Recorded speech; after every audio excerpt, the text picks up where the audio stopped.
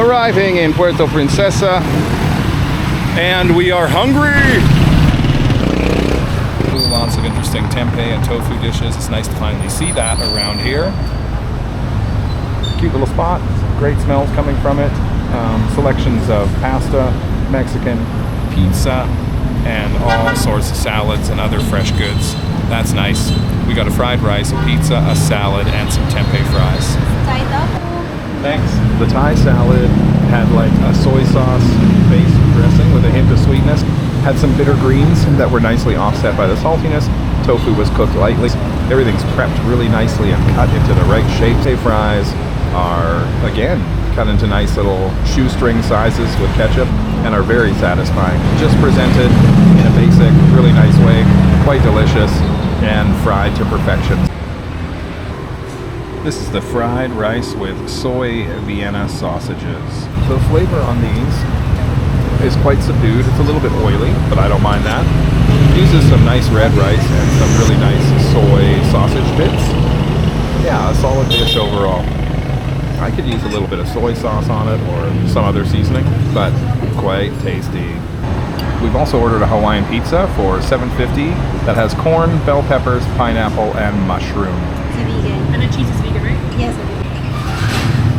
Well, that does taste quite Hawaiian. It's satisfying. The crust is more like a pita bread. The pineapple and mushroom are very nice together, and the sauce is like a thinner, kind of rich, creamy sauce. It really hits the spot. Really nice dish.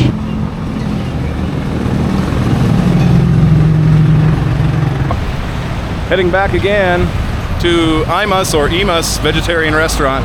We loved it so much last night, we're going to come back and try the sandwiches. Today is Friday, so they're only open 11 to 3, so we came here with an hour to spare to get some lunch. We ordered a banana pinny pig shake, a mango shake, a curried tofu sandwich, and a bean burrito. Pinny pig is flattened rice, which is like a glutinous rice that's been flattened and then toasted. Thank you very much. Thank you so much. Oh, it looks beautiful. That banana shake is just banana, soy milk, and a bit of crunchy rice, but it's very nicely balanced and it's quite tasty. The tofu sandwich uses mainly soft tofu with just added curry powder in and a bit of salt. It's actually nothing too crazy as far as execution goes, but the bread is homemade, or at least it tastes homemade, and it reminds me sort of a lightly curry egg sandwich. So it's very satisfying.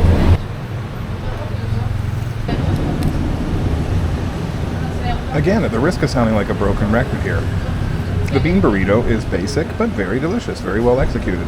It's beans, a bit of cucumber, a little bit of vegan cheese, and lettuce. So very simply executed, but obviously thought out well at the same time. It seems like things have been thought out based on having simple, clear-cut, always available ingredients, and that's exactly the name of the game, isn't it?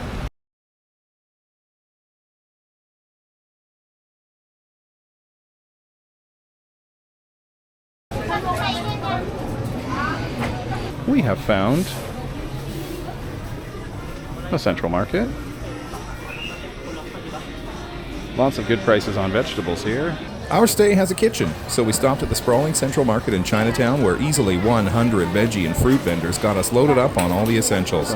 Prices were cheaper than the SM Mall we saw, sad-looking vegetables at, and there was a bit of wiggle room in the prices here.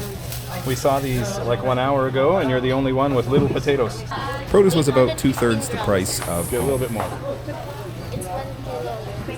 We even finally found tofu for about $2 a block. From all that good stuff, we managed to keep restaurant visits down a bit by making things like gulaman jelly, adobo mushroom spaghetti, and a lovely kari kari.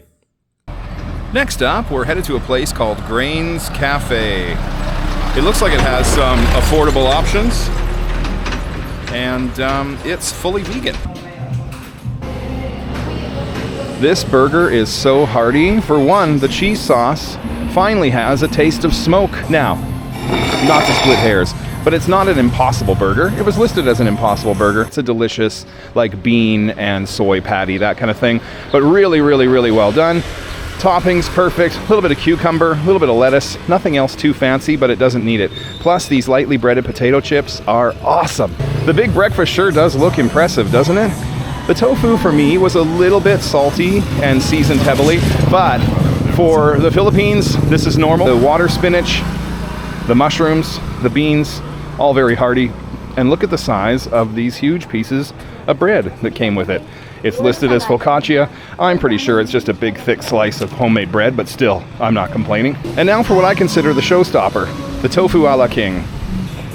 Perfect bechamel, white sauce, seasoned heavily, as they do here, with Macedonian veg, and just simply done on rice. Two really, really nice patties of tofu, breaded thickly and deliciously.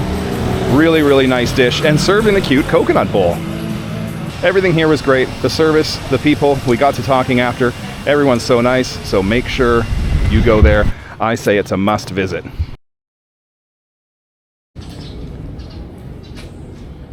It's our last night here in Puerto Princesa, and we could not complete the food guide without going to one more spot.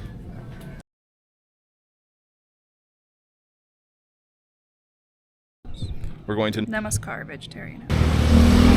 now. Let's see the restaurant right now. 3 out of the 4 first choices we ordered are available. That's pretty sweet. We got fried tofu, some pho, French rice, and teriyaki glute. It's definitely a rustic sort of family-style restaurant as well. Oh, I also added a guayabano shake, which can be done without milk. 2 shakes have arrived. We've ordered one, so I guess we get to try them both. They're fruity, they're delicious, they're fresh, and they're slushy and cold. Refreshing. Mangoes are still a little bit out of season, which is something you can taste. They taste lightly sweet and very fresh. The fried tofu is nicely seasoned on the outside, although I think it was supposed to come with sauce. It's got a nice crispy crunch on the outside and tastes like a nice snack. The soup, it has lots of the Filipino trademarks, some fried pieces of mock meat and tofu inside. The noodles, very soft. The French rice was, again, without any sauce, fairly plain, but had nice texture, nice julienne cuts, and was bean curd, skin, mushrooms, fried julienne carrots, and I think tofu and gluten with soy sauce, lime, and hot sauce. It was pretty tasty. The seitan teriyaki overboiled. The sauce was a little bit subtle in its flavor. It does strike me that some of the things that could have been sweet here weren't. Like the fried tofu could have come with a sweet sauce, but it didn't come with any sauce. And then the soup that could have been savory was a little bit sweet. And then the teriyaki, which should be sweet, wasn't. And it was a little bit subdued. And then the French rice didn't really have any sauce on it either, although I did really like the texture and presentation of it. Both Imas and Grains were just lovely, but we have to give the narrow win to Grains for the attention to detail. Namaskar didn't thrill us, and we missed one key spot called Verde, which has a location in El Nido we're headed next, so we'll hit them up there and let you know. The stay with the kitchen was so key to make these good, fresh food market purchases. What's your favorite spot to eat kind food in Puerto Princesa? Tell me in the comments, and for Vegan Everywhere, I'm David.